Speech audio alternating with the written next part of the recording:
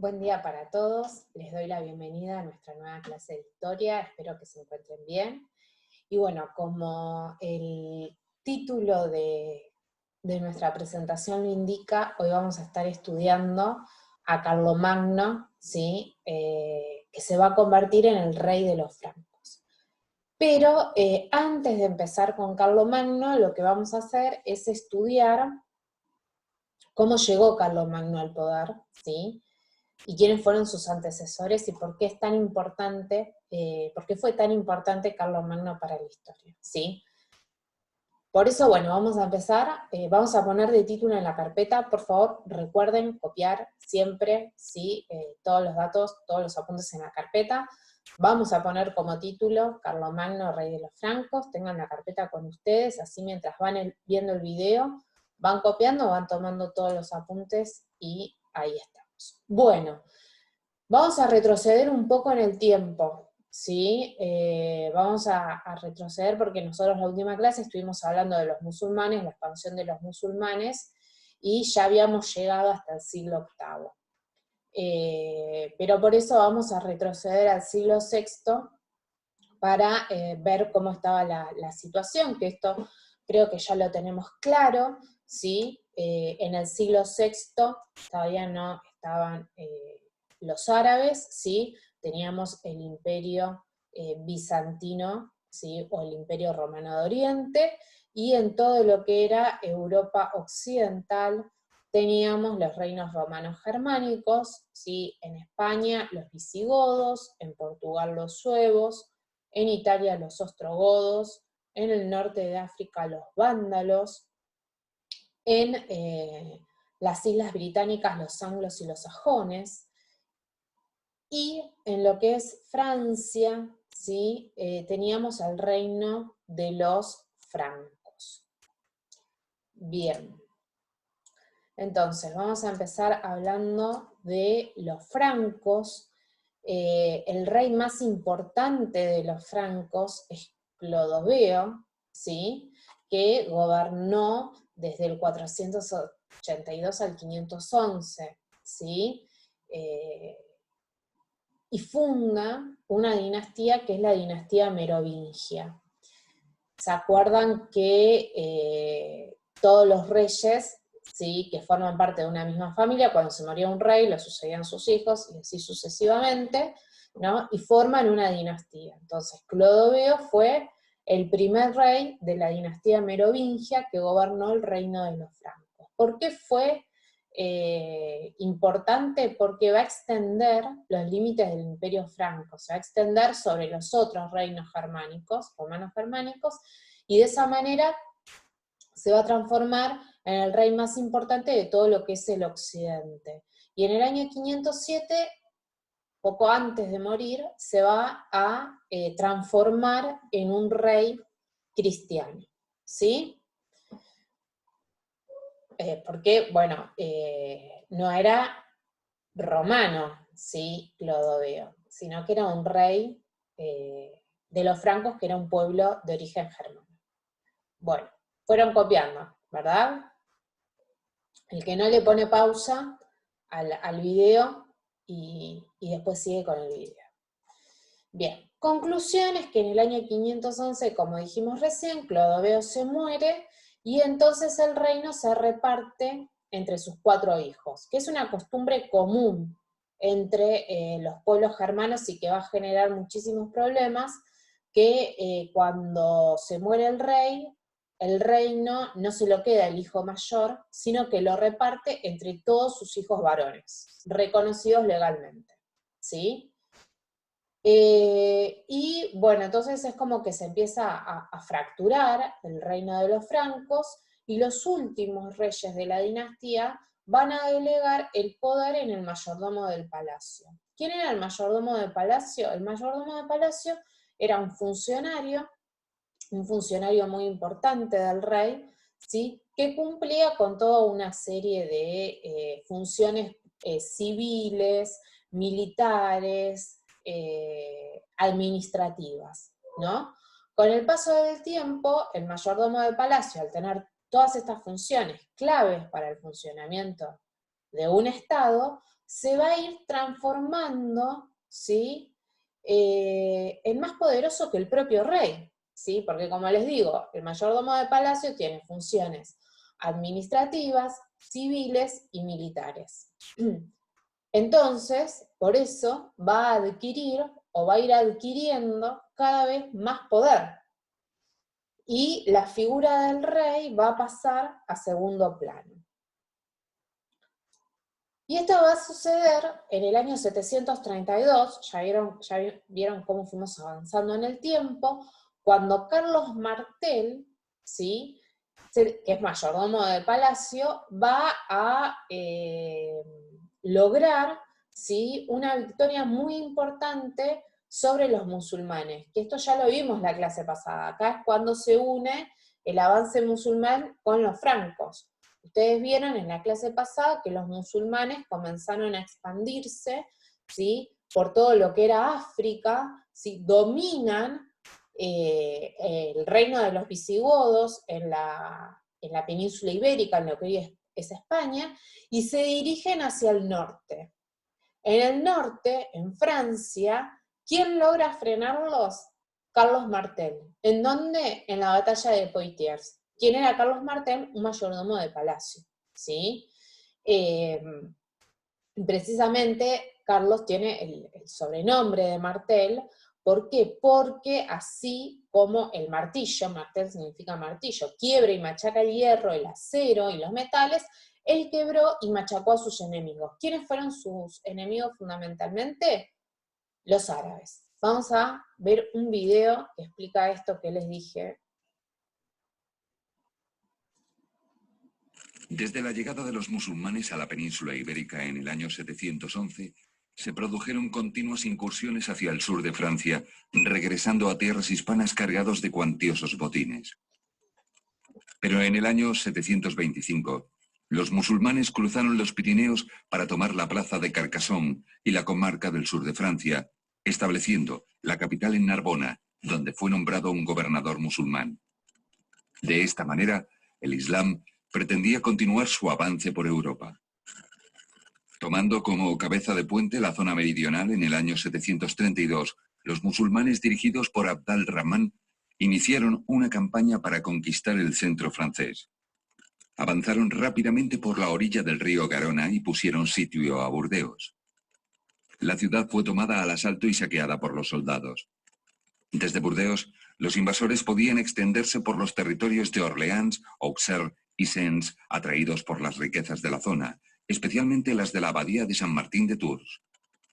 Carlos, el rey de los francos, aún no había intervenido, ya que los territorios ocupados por los musulmanes formaban parte del reino de Aquitania, donde gobernaba el rey Eud.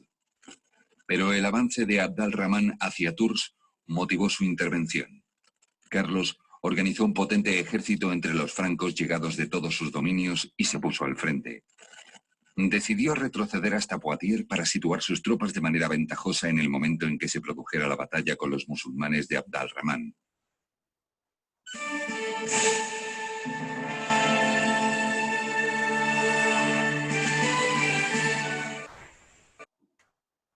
El enfrentamiento tuvo lugar en el mes de octubre del año 732. Los dos ejércitos habían acampado en las cercanías de Poitiers, en una llanura junto al río Loira, y estuvieron vigilándose durante 7 días antes de aventurarse al ataque. Abd al-Rahman fue quien dio la orden de avanzar y una inmensa masa de musulmanes encabezada por la caballería se lanzó al ataque. La línea de vanguardia de los caballeros francos aguantó el empuje como una roca, y los sarracenos gastaron sus fuerzas durante casi todo el día en un vano intento por romper la formación enemiga. Por fin, hacia las 4 de la tarde, Abd al-Rahman se preparó para un nuevo y desesperado ataque contra las líneas francas, con el objetivo de dar el golpe definitivo. En ese momento, un terrible clamor se desató entre las tropas sarracenas. Y es que durante el combate entre francos y musulmanes, el rey Eud y sus soldados aquitanos habían atacado el campamento sarraceno, lo que motivó la rápida reacción del ejército de Abd al-Rahman. Rompiendo la formación, se dirigieron al campamento para proteger su cuantioso botín. Aprovechando la confusión creada por la aparición de los aquitanos en la retaguardia, Carlos dio orden de ataque a sus soldados y las líneas francas avanzaron. Barriendo el campo tras ellos, los francos cargaron y causaron una matanza entre sus enemigos. Abd al-Rahman hacía desesperados esfuerzos para organizar sus tropas. Cuando el general, rodeado por sus bravos oficiales, cayó bajo las espadas de los cristianos, todo el orden desapareció y los restos del ejército musulmán se refugiaron en el campamento donde Eud y sus aquitanos habían sido expulsados. Anochecía y Carlos, conocedor del riesgo que suponía atacar un campamento en la oscuridad, reunió a su ejército y pasó la noche en campo abierto, esperando reanudar la batalla a la mañana siguiente. Al amanecer, los francos se colocaron en formación de batalla, pero el enemigo no apareció. Cuando decidieron aproximarse al campamento sarraceno, lo encontraron vacío. Los invasores habían aprovechado la noche para escapar poniendo rumbo a Hispania, dejando tras ellos su inmenso botín. En la batalla, un amplio número de musulmanes murieron, mientras que los francos solo sufrieron 150 bajas. Carlos recibió a consecuencia de esta gran victoria el sobrenombre de Martel, el martillo. Tras esta contundente derrota, los musulmanes mantuvieron su presencia en el sur de Francia. Cuando Pipino, el hijo de Carlos Martel, heredó la corona franca, continuó la política iniciada por su padre y consiguió expulsar a los invasores de todas las plazas, capturando Narbona en el año 759. Los musulmanes regresaban a la península ibérica y Francia veía cómo el poder islámico se extinguía en su territorio. El río Ebro se convertiría durante el Imperio Carolingio en la frontera con Al-Ándalus, el rico y poderoso territorio musulmán en España. Bien. Ay, funcionó de una, que lo hice, creo que fue por primera vez que no estoy 3 horas intentando sacar el video. Bien. Entonces, sí, el video lo que explica es lo que sucede en la batalla de Poitiers, en la cual se enfrentan los francos con los musulmanes.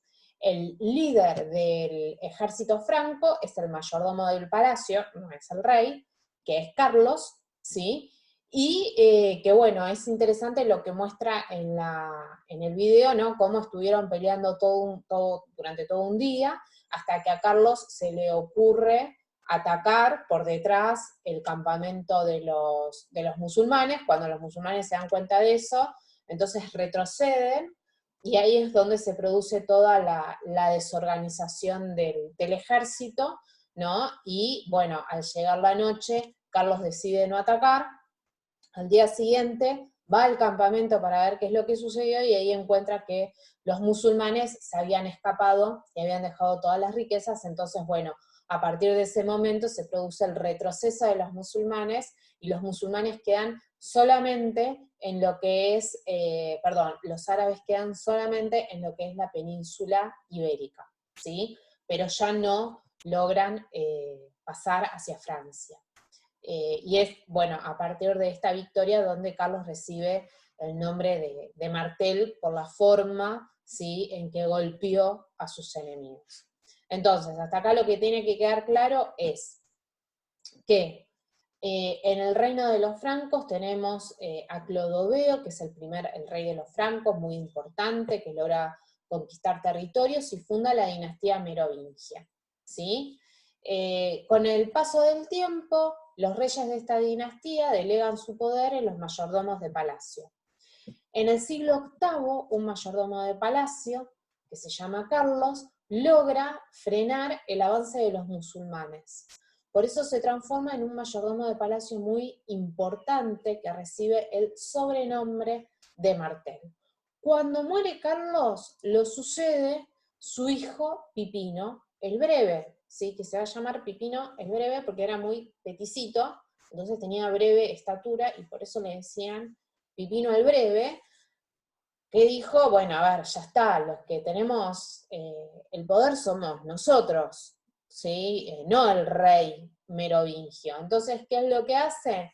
Destituye al rey merovingio y se hace proclamar el mismo rey de los francos, ¿sí? Y de esta manera funda una nueva dinastía que es la carolingia. para que a nadie le quede duda de que él era el rey de los francos, es coronado por el Papa como rey de los francos. Es la ilustración que podemos ver, ¿sí? Cómo Pipino el Breve es coronado por el Papa y se va a transformar en rey de los francos desde el año 751 hasta el 768, que es el año de su muerte, ¿sí? Como forma de agradecerle, ¿sí?, al Papa el gesto que tuvo de coronarlo, lo que hace es expulsar a los lombardos. Pipino lo que hace es expulsar a los lombardos del centro de Italia. Los lombardos eran un pueblo romano-germánico, ¿sí?, que había tomado Italia, ¿sí? Entonces, Pipino el Breve expulsa a los lombardos y le entrega ese territorio del centro de Italia al Papa. Entonces ahí el Papa es donde crea los estados pontificios, que es el origen del actual microestado del Vaticano en el centro de Italia. Ese es el origen de los estados pontificios del Vaticano como ciudad, digamos, como ente, digamos, estatal, si se quiere, para llamarlo de alguna manera. Bien, en el año 768 muere Pipino el Breve y, como les había contado, era común, ¿sí?, entre estos reyes heredar su territorio entre sus hijos. En este caso, Carlomán y Carlos.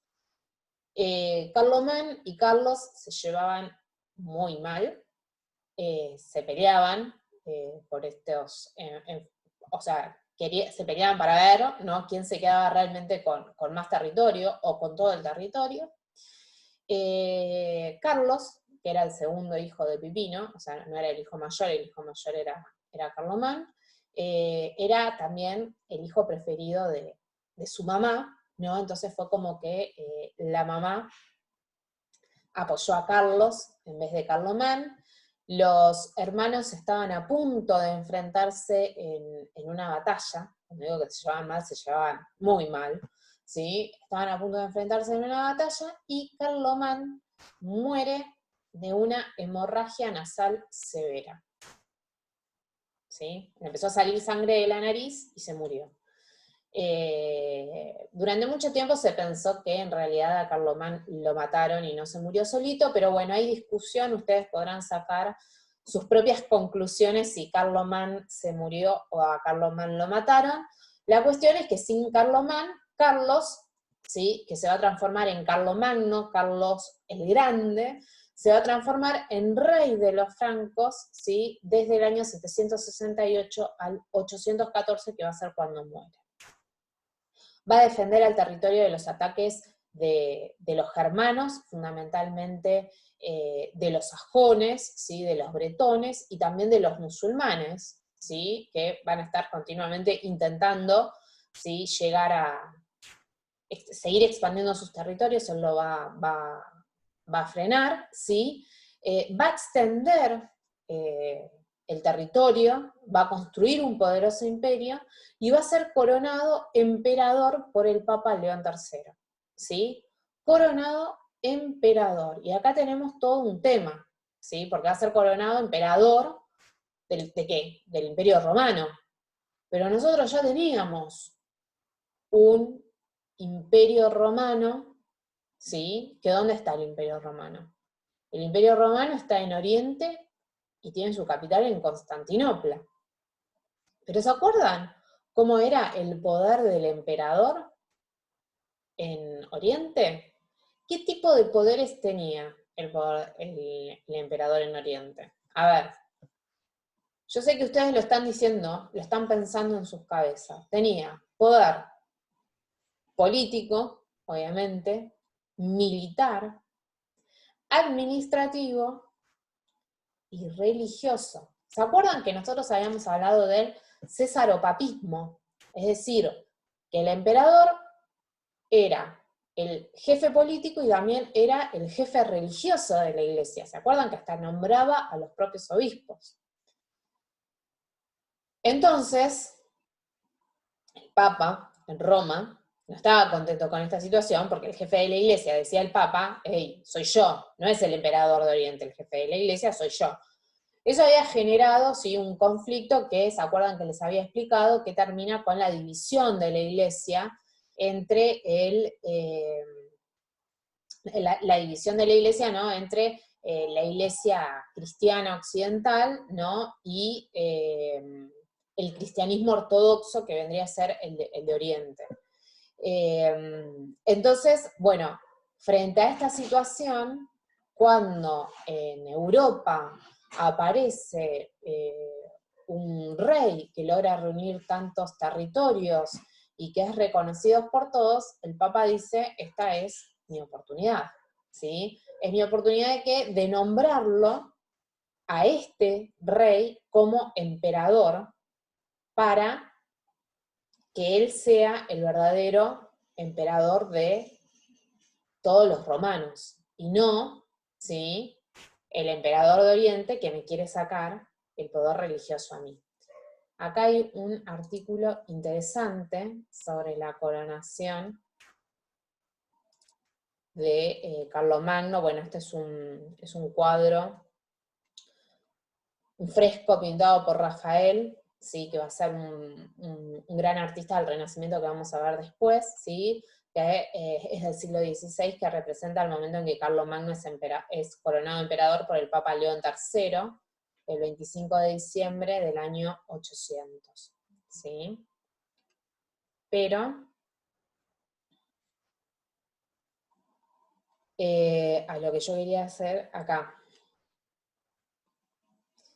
¿no? Lo que yo quería compartir con ustedes es esto, ¿no? La coronación de Carlomagno como emperador fue ante todo una cuestión de conveniencia entre él y el Papa León III, al que había ofrecido protección tras escapar de un intento de asesinato y refugiarse en su corte. Carlomagno, que en ese momento había ampliado desmesuradamente el reino franco por medio de las armas, para mantener su control necesitaba la autoridad moral que solo el Papa le podía conceder.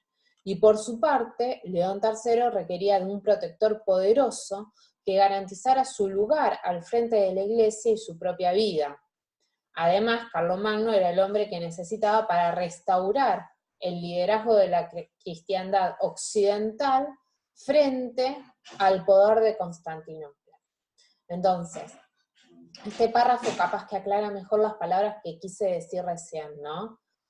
Carlomagno necesita una autoridad moral que solo le puede dar la Iglesia Católica para decir yo soy el que gobierna sobre todos estos territorios, ¿sí? Y el Papa necesita de un rey lo suficientemente poderoso, ¿sí?, para hacerle frente al poder que estaba teniendo el emperador en Oriente como jefe de la Iglesia. Es decir, el líder de la cristiandad está en Occidente y no en Oriente. El líder de la cristiandad es el Papa, es decir, León III, que coronó a un rey que es sumamente poderoso por todos los territorios que domina en Europa, ¿sí?, que es Carlomagno. Bueno, obviamente todo esto, o sea, en el otoño del año 800, ¿sí?, el rey Franco, o sea, otoño, ¿por qué? Porque recuerden que están en el hemisferio norte, ¿no? Entonces la Navidad fue un momento frío para ellos, y por eso en el otoño del año 800 el rey Franco acompañó a León III a Roma, asegurándole su protección frente a sus opositores en la iglesia y restaurando su poder como papa.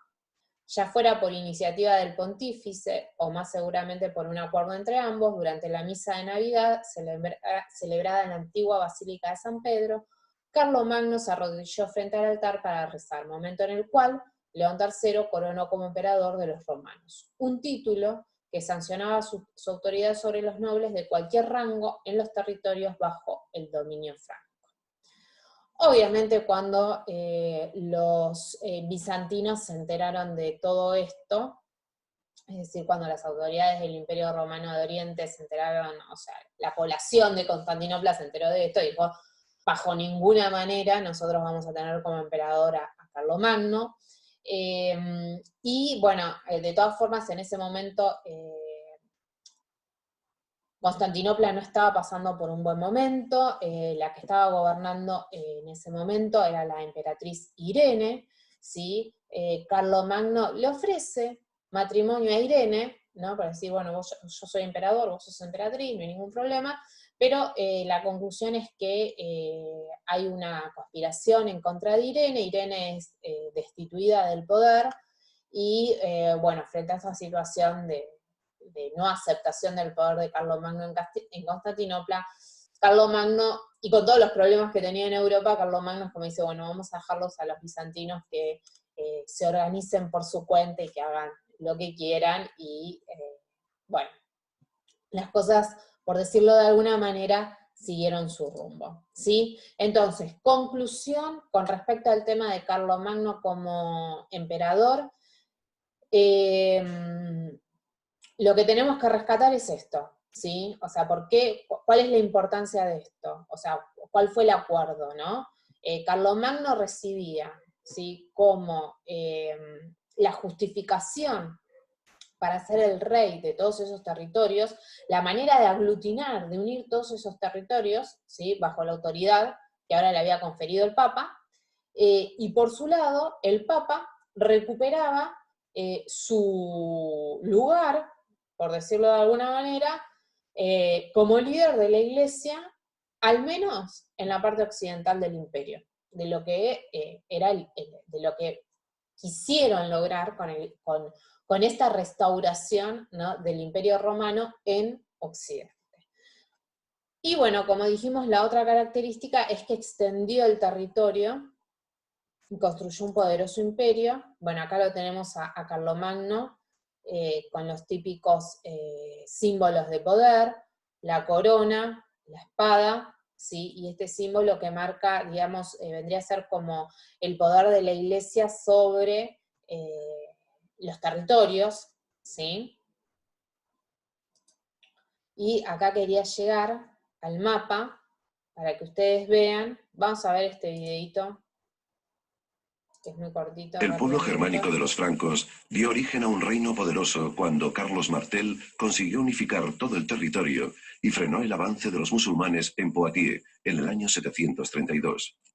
Su hijo y sucesor, Pipino el Breve, instauró la dinastía carolingia, extendió sus dominios y favoreció la creación de los estados pontificios. Pero fue Carlomagno el que hizo realidad el imperio. Durante su mandato, los territorios carolingios se extendieron desde el río Ebro y el Oder hasta el centro de la península itálica. A ellos había que añadir los reinos vasallos y las zonas de influencia. También a su sombra, a principios del siglo IX, los estados pontificios ampliaron sus dominios. Bien, entonces, en este mapa, sí que lo tenemos acá, digamos, como para poder verlo bien. En este video explicaba cómo desde Carlos Martel, que logra frenar a los bárbaros, la expansión, Carlos Martel, que logra frenar a los musulmanes, después la expansión con Pipino el Breve, y después con Carlomagno, ¿sí? Cómo se consolida el imperio, porque ustedes pueden ver que ocupa toda Francia, ¿sí? Alemania, todo lo que es el norte de Italia, y los estados pontificios. Entonces, para organizar este imperio, Carlomagno lo que hace es dividirlo en condados, ¿sí?, y en ducados.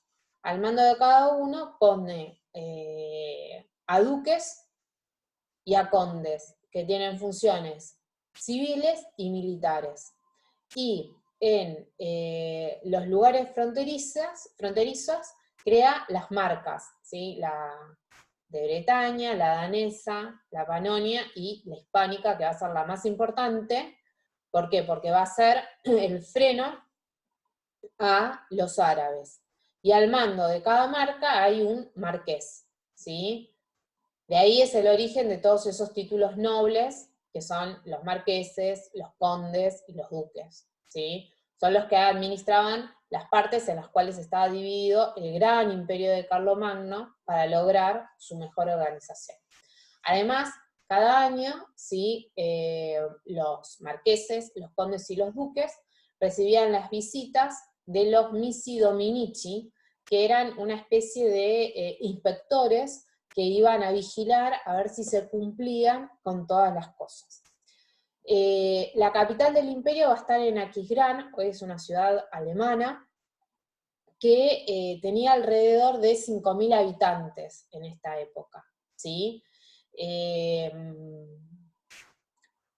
Si la comparamos con otras ciudades de la época, como por ejemplo Constantinopla, que tenía 250.000 habitantes para esta época, ¿sí? Es una ciudad pequeña, pero era la más importante de Europa Occidental, ¿sí? Y acá tenemos, o sea, lo importante que fue Aquisgrán, ¿no? Para Carlomagno, que el día de hoy Aquisgrán sigue siendo una ciudad que recuerda a Carlomagno, y por eso este video.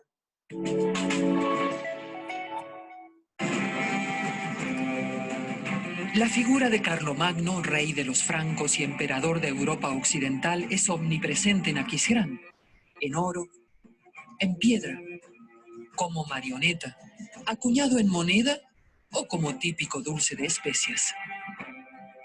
Aquisgrán es un destino turístico siempre popular por su casco antiguo pequeño y acogedor, donde se encuentran sitios apacibles y numerosas fuentes.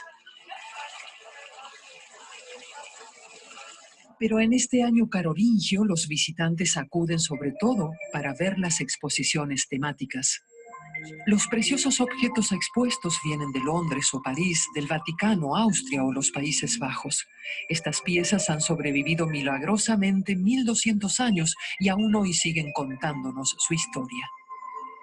Por ejemplo, el cáliz de Tassilo fue donado por el duque bávaro Tassilo al desposar a una lombarda.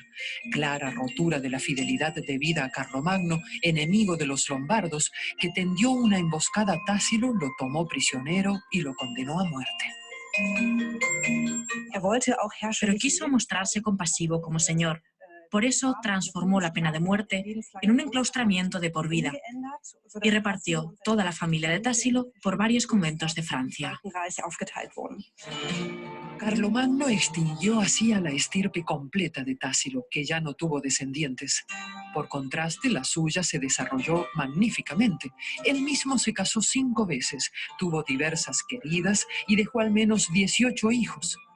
Se dice que el 2% de la población europea desciende de él.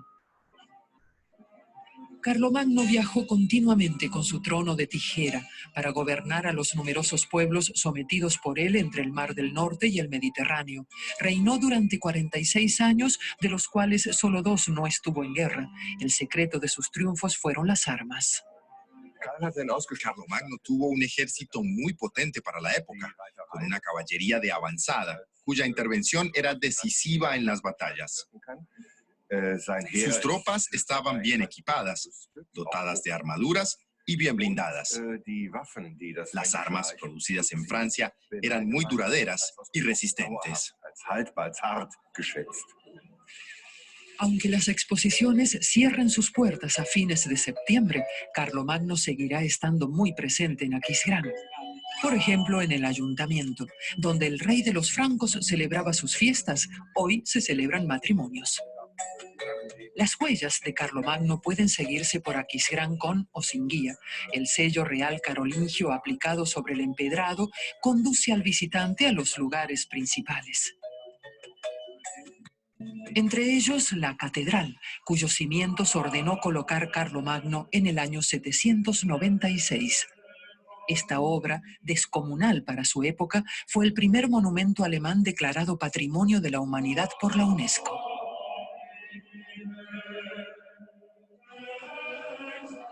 Aquí se coronaron muchos reyes alemanes. Los monarcas subieron por los mismos peldaños que Carlomagno y se sentaron en el mismo trono que él usara.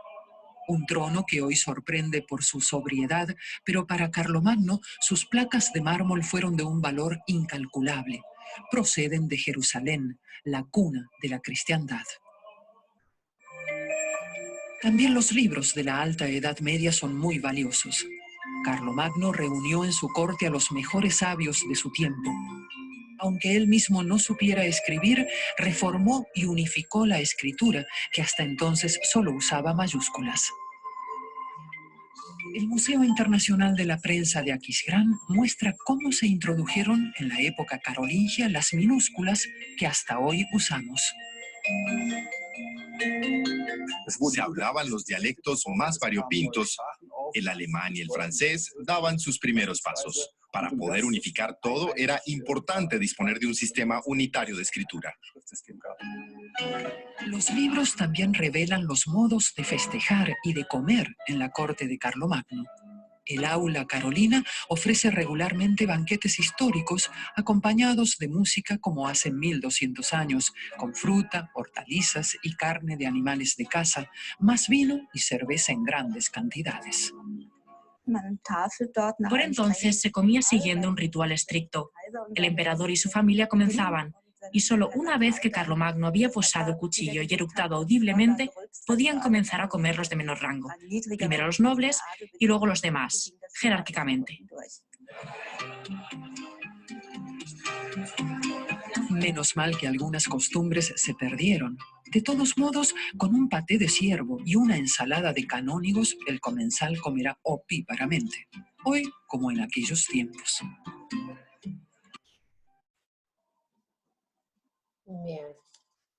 Bueno, espero que les haya gustado el video sobre la ciudad. Ahora estamos. El video sobre la ciudad de Aquisgrán, la ciudad de Carlomagno, que el día de hoy todavía le sigue rindiendo tributo, de alguna manera, a Carlomagno, y el día de hoy, si tienen la suerte de visitar Alemania, ir a la ciudad de Aquisgrán, se van a encontrar con todo el legado de Carlomagno, ¿sí? Como decía en el video, durante el reinado de Carlomagno hubo un renacimiento cultural, ¿sí? Se creó en su palacio de Aquisgrán una escuela que fue la Escuela Palatina, en la cual convocaba a los principales eruditos de Europa para que eduquen a los hijos de los nobles, ¿sí? Por eso decimos que el renacimiento que se da durante el periodo cultural, el renacimiento cultural que se da durante el periodo carolingio es solamente para la clase dominante, ¿sí? Y es de corta duración porque cuando termina el imperio, como vamos a ver dentro de muy poquito, todo este renacimiento se termina. Pero bueno, incentivó la creación de monasterios. En esos monasterios, recuerden la importancia de los monasterios para escribir los libros, y conservar los libros y conservar toda la obra clásica, es decir, todos los conocimientos que habían desarrollado los griegos y los romanos, y capaz lo más curioso, ¿no?, es la creación de la letra minúscula, que es la letra que nosotros seguimos utilizando hoy, que utilizamos, que están seguramente ustedes utilizando para escribir sus carpetas, que permite escribir más rápido que la letra de imprenta, ¿no? Y el tema que daba a conocer en el video, ¿no?, de que los europeos son descendientes de todos los europeos, por eso esta nota de Nat Geo, ¿no?, en donde cuenta que todos los que tenemos ascendencia europea procedemos por una vía u otra de Carlomagno, todos pertenecemos por lo tanto a un linaje real, no es broma, aunque sea irrelevante, ¿no? Porque no existen más las diferencias entre las personas en el mundo actual. Quienes tenemos algún ancestro europeo, no solo descendemos de Carlomagno, también procedemos de todos los europeos de su época, ¿sí?, alrededor del año 800, que dejaron descendente y ha llegado hasta el siglo XXI, ¿sí? Entonces, si ustedes tienen abuelos, bisabuelos que vinieron de Europa, y esos abuelos y bisabuelos estuvieron viviendo en Europa, es decir, que no procedían de otros lugares, tienen, sí, en su sangre la ascendencia de Carlomagno. Bien, y con respecto al... No sé por qué terminamos capaz que porque vi el link y terminamos en que todos los europeos son descendientes de Carlomagno, y los americanos que venimos de familias europeas, por ende también lo somos. Pero les quería mostrar un último videito sobre el renacimiento cultural. Durante el reinado de Carlomagno, la ciencia y la cultura volvieron a florecer después de 3 siglos olvidadas en la oscura Alta Edad Media. En los scriptoria de los monasterios se inventó la minúscula carolingia, la caligrafía que aún hoy utilizamos. Carlomagno ordenó construir escuelas para sus súbditos, pero ¿qué sabemos de su formación? Según la Vita Caroli Magni de Guinardo, tenía la costumbre de llevarse a su lecho todo lo necesario para escribir, para ejercitar su mano en el trazo de las letras. Aunque añade, pero aquel esfuerzo desmañado y demasiado tardío obtuvo escasos frutos. El emperador firmaba sus documentos con un simple trazo de pluma. ¿El gran protector de la ciencia no sabía escribir? ¿Carlomagno era analfabeto? Carlomagno, según parece, trató de aprender a escribir a una edad avanzada. Era una empresa muy difícil, porque desde niño había sido bien adiestrado en el manejo de la pesada espada de los francos. Aquello afectó bastante al desarrollo de la mano, a toda su musculatura. Basta con imaginar una pequeña, delgada y delicada pluma de ganso entre la enorme mano de un rey que había aprendido a manejar con soltura la espada. Naturalmente, aquella delicada pluma quedaría destrozada en las potentes manos de un guerrero. Carlomagno reunió en su corte a las mentes más brillantes de la época. El emperador quería que le explicaran qué era el vacío, y los sabios le respondieron que debía de ser una cosa muy grande, porque Dios había creado el cosmos de él. El mundo en la época de Carlomagno estaba aún lleno de misterios. Se creía que la Tierra era un disco plano que flotaba en un enorme océano.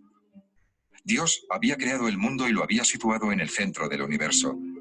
En la época carolingia, la ciencia trataba de comprender desde la finitud humana la creación divina.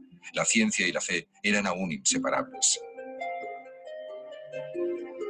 La renovación carolingia impulsó la primera gran compilación del saber medieval. ¿Se trató de una revolución intelectual o solo de un pensamiento para la élite educada?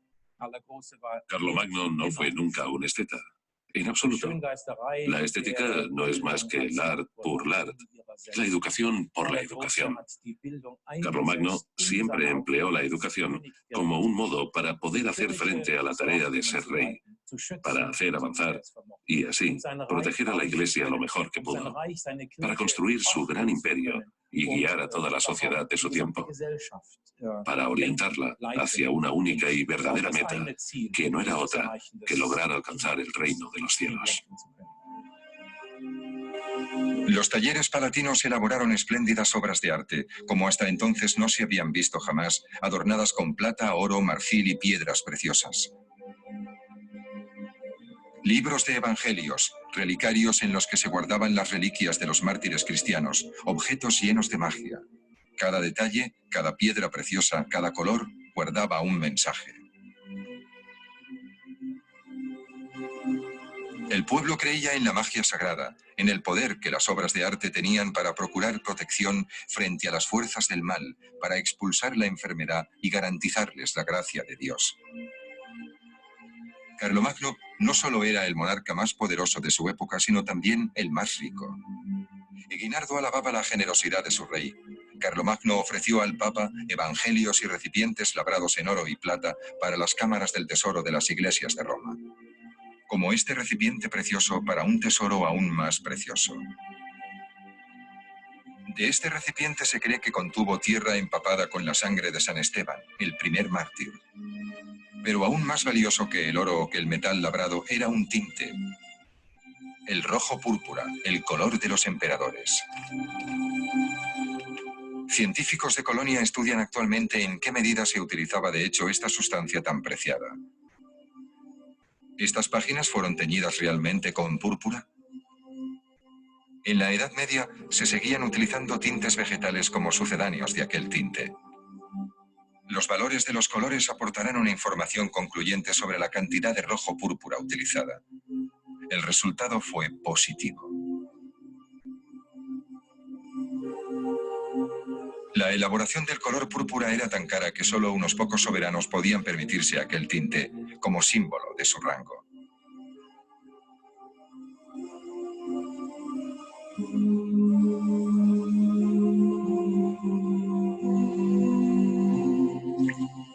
Era preciso sacrificar a miles de caracoles murex para obtener una minúscula cantidad de este preciado tinte. Las glándulas mucosas de 10.000 de esos moluscos producían apenas un solo gramo de púrpura.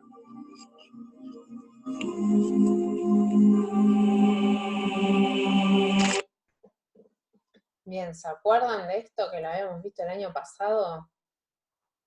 ¿Qué pueblo? Bueno, ahí estamos. Ese me había salido. Y ahora...